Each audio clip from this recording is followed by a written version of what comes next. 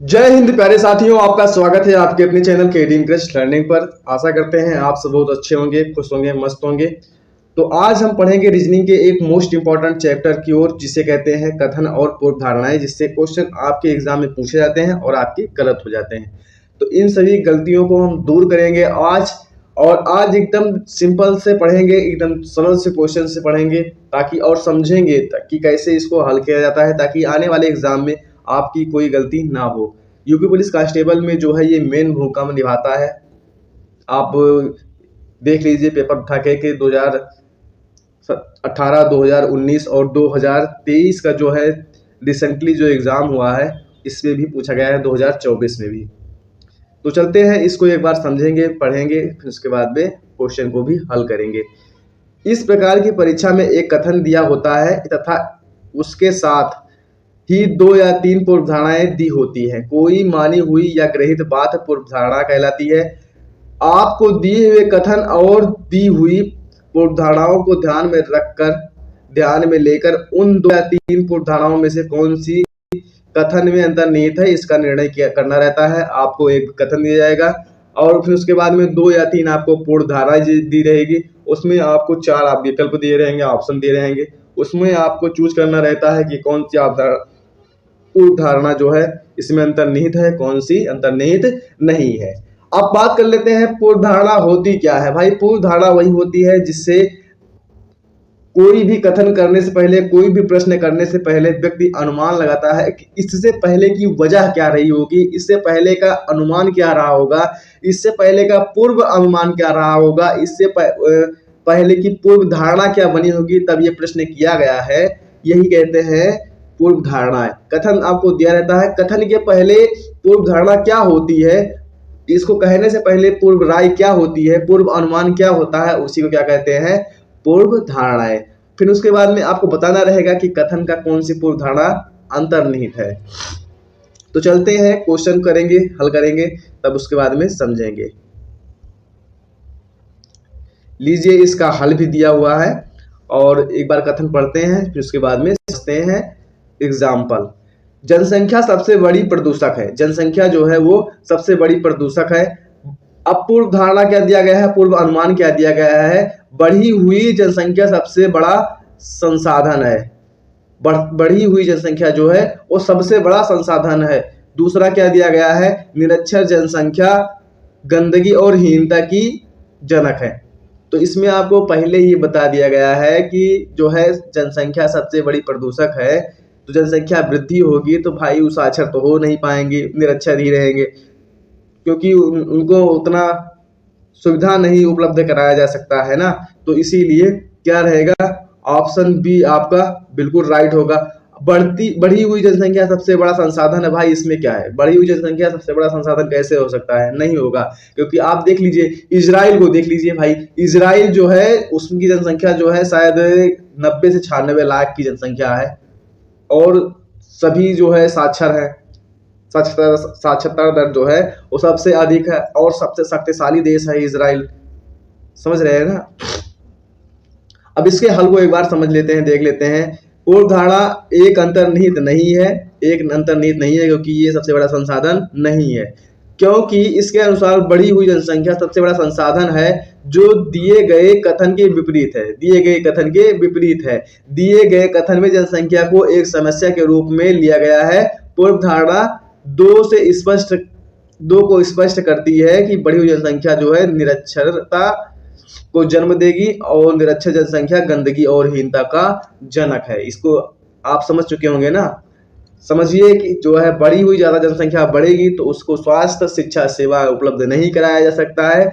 तो जब अच्छा स्वास्थ्य नहीं उपलब्ध कराया जाएगा, उसको नौकरी नहीं मिलेगी भाई, तो क्या करेगी, गंदगी ही तो मचाएगी। तो इसीलिए आपका राइट आंसर जो है ऑप्शन बी होगा। केवल एक ही निकलता है, इसमें आपको ऑप्शन भी चुनना रहता है, केवल पूर्व धारणा नहीं दिया रहता है, इसमें आपको आंसर भी चुनना रहता है। तो आपको आपका राइट आंसर क्या हो जाएगा, ऑप्शन बी हो जाएगा। केवल 2 निकलता है, आपका पहला जो है वो गलत हो जाएगा। पहला पूर्वानुमान जो है गलत हो जाएगा। जनसंख्या बढ़ने से देश का विकास नहीं होता है, जनसंख्या का साक्षर होने से देश का विकास होता है। तो भाई जो है कुछ ट्रिक भी दिए रहते हैं, जैसे प्रत्येक, सभी, सारे, सब, क्या, क्यों, इसलिए। तो इसमें जो है ऐसे शब्द रहते हैं, इसको जो है ट्रिक के माध्यम से भी सॉल्व किया जा सकता है। लेकिन आपकी अगर बेसिक समझ नहीं रहेगी तो आप नहीं सॉल्व कर पाएंगे, हमेशा हमेशा के लिए परेशान होते रहेंगे, तो भूलते रहेंगे। एक ट्रिक भूल गए, एक शब्द भूल गए, तो फिर उसके बाद में आपका बेड़ा गर्क हो जाएगा। तो इसीलिए ध्यान से समझिए कहने का आशय क्या है, पूर्व धारणा क्या है, पूर्व अनुमान क्या है, इसके पहली परिस्थिति क्या रही होगी, इसको समझिए पहले। अब ऐसे एक क्वेश्चन ऐसे बना लीजिए कि ट्रिक से जो है वो हम एग्जाम में भूल जाते हैं, ट्रिक जो है एग्जाम में हमेशा याद नहीं रहती है, कथन हो गया। अब निष्कर्ष इसका पूर्वानुमान क्या होगा इसका, ट्रिक जो है बहुत ज्यादा हो जाती है या ट्रिक्स याद नहीं रहती है। क्यों नहीं याद रहती है कि बहुत ज्यादा ट्रिक हो जाने के कारण बच्चे एग्जाम में भूल जाते हैं। मान लीजिए ऐसे एक बना दिया जाए, तो इसके पहले अवधारणा क्या रही होगी कि आप ट्रिक से याद करते हैं, तो ट्रिक से तो याद करते ही हैं, लेकिन वहां भूल जाते हैं ना एग्जाम में। नहीं समझे? चलिए ठीक है, अगले वाले क्वेश्चन में आप समझिएगा। उदाहरण 2 से समझिए। कथन जो है, स्कूल के अधिकारियों ने 5 से 15 वर्ष के आयु वर्ग के सभी छात्रों के लिए चित्रकारी प्रतियोगिता कराने का निर्णय लिया है। स्कूल के अधिकारियों ने, भाई स्कूल के अधिकारियों ने 5 से 15 वर्ष के आयु वर्ग के सभी छात्रों के लिए चित्रकारी प्रतियोगिता कराने का निर्णय लिया है। 5 से 15 वर्ष की आयु, इसको आप कंठस्थ रखिएगा, ध्यान में रखिएगा। अब चलिए इसको पूर्वानुमान को पढ़ते हैं। इसके पहले अनुमान क्या था, इसके पहले धारणा क्या बनी थी, इसके पहले की राय क्या है, समझिए इसके पहले की राय क्या है। मतलब अधिकारियों ने कुछ ना कुछ तो जब बैठे होंगे तो कुछ ना कुछ तो निर्णय लिया होगा अपने सीनियर से। जैसे जब टीचरों की मीटिंग होती है तो उससे पहले क्या निर्णय लेते हैं, मीटिंग में क्या निर्णय लेते हैं कि हमें क्या करना है अपने स्कूल के लिए, वही निर्णय के बारे में आप सोचिए। 5 से 15 आयु के वर्ग के सभी छात्र प्रतियोगिता में भाग लेंगे। 5 से 15 आयु वर्ग के सभी छात्र प्रतियोगिता में भाग लेंगे। चलिए ठीक है। दूसरा क्या है, 15 वर्ष से अधिक आयु वालों को भाग लेने की जरूरत नहीं है। भाई इसमें पहले ही बता दिया गया है कि 5 से 15 वर्ष आयु वर्ग के सभी छात्रों के लिए चित्रकारी प्रतियोगिता का निर्णय लिया गया है, तो इसमें जरूरत नहीं है। तो बिल्कुल सही है भाई। अब बताइए, पहला 5 से 15 आयु वर्ग के सभी छात्रों प्रतियोगिता में भाग लेंगे, तो ये भी तो प्रश्न में आप कहा गया है, आपके कथन में कहा गया है कि पहले ही बता दिया गया कि 5 से, मान लीजिए नोटिस बोर्ड लगा हुआ है, उसमें क्या बताया गया है, उसमें यही तो लिखा गया है कि 5 से 15 वर्ष के आयु के वर्ग के सभी बच्चे जो है चित्रकारी प्रतियोगिता में भाग लेने के लिए सक्षम है। 15 वर्ष से अधिक आयु वाले बच्चों के लिए जरूरत नहीं है इसमें, क्योंकि उनको वहां पे भाग लेने ही नहीं दिया जाएगा। तो इसीलिए 1 और 2 दोनों सही है। तो इसमें आपका ऑप्शन सी आपका राइट आंसर है। स्पष्ट कथन में स्पष्ट है कि 5 से 15 आयु वर्ग के सभी विद्यार्थियों प्रतियोगिता में हिस्सा लेंगे। 15 से ऊपर आयु वर्ग के विद्यार्थियों को परीक्षा में भाग लेने की आवश्यकता नहीं है, ये नोटिस बोर्ड पर ही लिखाया गया है। चलिए क्वेश्चन को हल करेंगे इससे संबंधित। देखिए, समझिए और बताइए कि इसमें आपका राइट आंसर क्या हो सकता है, बताइए। जनसंख्या विस्फोट के कारण भारत में जीवन की गुणवत्ता में गिरावट आई है। जनसंख्या विस्फोट के कारण जो है जीवन गुणवत्ता में जो है वो गिरावट आई है। अब पूर्वानुमान क्या है, इसके लिए पूर्वानुमान क्या है, जनसंख्या एवं जीवन की गुणवत्ता परस्पर संबंधित है। दूसरा क्या है, जनसंख्या एवं जीवन की गुणवत्ता परस्पर संबंधित है। भाई तो इसमें क्या हो जाएगा, जनसंख्या एवं जीवन की गुणवत्ता परस्पर संबंधित है, भाई तो है ही है। तो इसमें आपका राइट आंसर हो जाएगा ऑप्शन बी। इसमें दोनों अंतर्निहित है, क्योंकि देख लीजिए जनसंख्या एवं जीवन की गुणवत्ता परस्पर संबंधित होने के कारण भारत की जीवन की गुणवत्ता में गिरावट आई है, इससे संबंधित तो है ही है ही।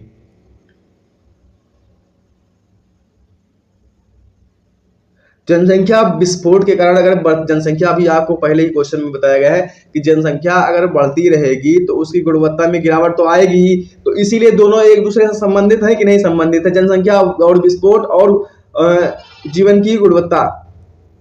तो इसमें वही तो पूर्व धारणा दी गई है कि जनसंख्या एवं जीवन की गुणवत्ता परस्पर संबंधित, तो भाई तो संबंधित तो है ही है, संबंधित तो है ही है। इसके पहले पूर्वानुमान क्या लगाया जाएगा कि इस पे चर्चा हुई होगी ना कि जीवन की गुणवत्ता और जनसंख्या विस्फोट दोनों परस्पर संबंधित है। ये तो पहले ही बताया गया है, जब मीटिंग हो ही रही होगी एक क्वेश्चन बनाने से पहले, तो इस पे चर्चा तो होगी ही, तभी तो संबंधित है, तभी तो मतलब इस पे बात किया गया है, इसको कथन में दिया गया है। तो इसीलिए आपका राइट आंसर क्या हो जाएगा, ऑप्शन बी हो जाएगा, क्योंकि ये कथन को 2 बार लिख दिया गया है, इसीलिए कथन दोनों सही हो जाएगा, दोनों अंतर्निहित हैं। आपका राइट आंसर क्या हो जाएगा, ऑप्शन बी हो जाएगा। आगे बढ़ते हैं अगले क्वेश्चन की ओर। देखिए भैया और बताइए कि इसमें आपका राइट आंसर क्या होगा। पहले आंसर देने का प्रयास कीजिएगा। कहा गया है कथन में, जनसंपर्क साधनों द्वारा अत्यधिक हिंसा के प्रदर्शन के कारण आक्रामक छेड़छाड़ में वृद्धि, जनसंपर्क साधनों द्वारा अत्यधिक हिंसा के प्रदर्शन के कारण आक्रामक छेड़छाड़ में वृद्धि हो रही है। अब भाई इसकी पूर्व धारणा देख लीजिए। दूरदर्शन टीवी का दर्शकों से प्रभाव पड़ता है, दूरदर्शन टीवी का दर्शकों पर प्रभाव पड़ता है। लोग आक्रामक स्वभाव के होते हैं, भाई लोग आक्रामक स्वभाव को नहीं होते हैं, उनको क्या किया जाता है, बनाया जाता है। दूरदर्शन टीवी का दर्शकों पर प्रभाव पड़ता है, बिल्कुल सत्य है। दूरदर्शन टीवी का इसलिए प्रभाव पड़ता है, इसे मान लीजिए अभी 4-5 स्टेट में चुनाव हो रहे हैं, 4-5 स्टेट में चुनाव हो रहे हैं, तो उसमें क्या दिखाया जाएगा कि यह पार्टी जीत रही है। मान लीजिए 5 राज्यों में चुनाव हो रहे हैं और उसमें से 2 राज्यों में एक जो है पार्टी जीत गई, दूसरी पार्टी जो है वो भी 2 राज्यों में जीत गई। अब एक बची एक पार्टी पे चुनाव होना है, तो क्या दिखाया, मान लीजिए यही दिखाया जाएगा कि एक जीती हुई पार्टी के लिए कि फलानी पार्टी जो है 2 राज्यों में जीत गई। ये नहीं बताया जाएगा कि 2 राज्यों में हार गई, ये नहीं बताया जाएगा। मान लीजिए कोई भी कमी रहेगी उसकी तो नहीं बताया जाएगा। अब मान लीजिए कहीं पे दंगा होता है तो एक पक्ष के लोगों को दंगाई घोषित कर दिया जाएगा, एक पक्ष के लोग को कुछ नहीं कहा जाएगा। तो ऐसा प्रभाव पड़ता है कि नहीं पड़ता है, ऐसे प्रभाव पड़ता है। तो इसीलिए मान लीजिए कोई महामारी फैल जाती है, अब देख लीजिए इसमें भी कोई महामारी फैल जाती है, महामारी फैल जाती है तो उसके द्वारा उपाय बताए जाते हैं कि घर से बाहर ना निकलें। जैसे कोरोना आया था, इसमें बताया गया था घर से बाहर ना निकलें, ये उपयोग ना करें।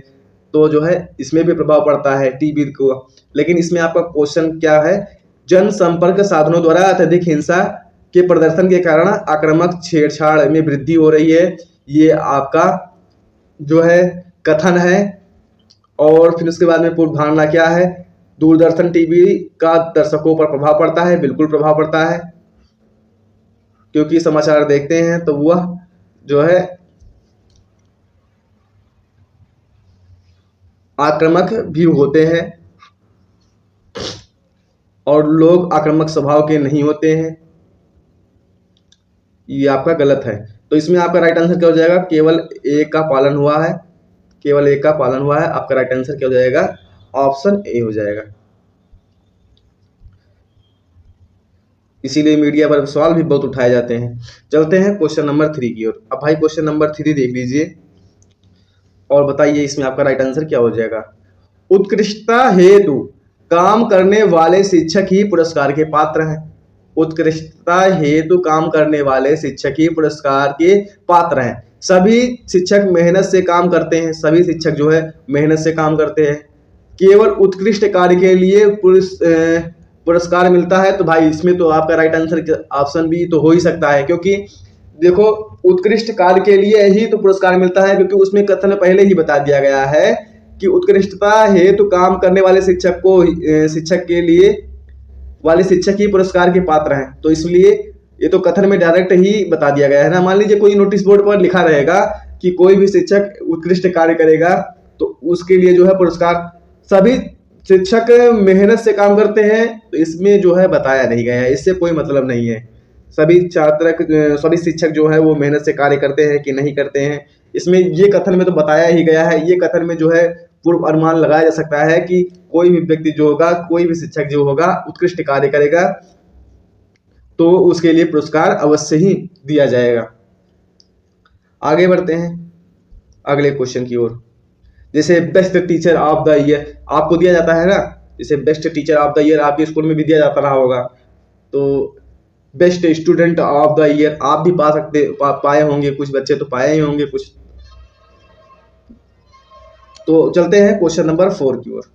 कथन है हंसो तो सारा संसार तुम्हारे साथ हंसेगा। हंसो तो सारा संसार तुम्हारे साथ हंसेगा। पूर्व धारणाएं क्या है?